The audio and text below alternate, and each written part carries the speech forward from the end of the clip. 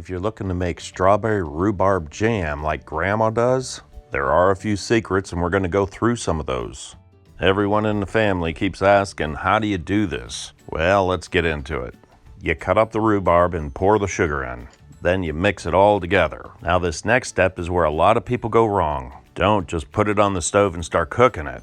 If you do that, you're gonna lose that rhubarb flavor. You gotta let the rhubarb and the sugar sit for at least an hour. Let the juices blend with the sugar. Then you put it on the stove and cook it. If you miss this step, you'll know it. Now you can throw in your strawberries. We keep these frozen from the spring. Now that everything's boiling, now we can put that strawberry jello in. This is what thickens up the jam. Now because this is jello and not pectin, this has to stay in the refrigerator. Now we can pour it into some clean jars. Yeah, everybody's waiting for this. 3 jars of Grandma's strawberry rhubarb jam.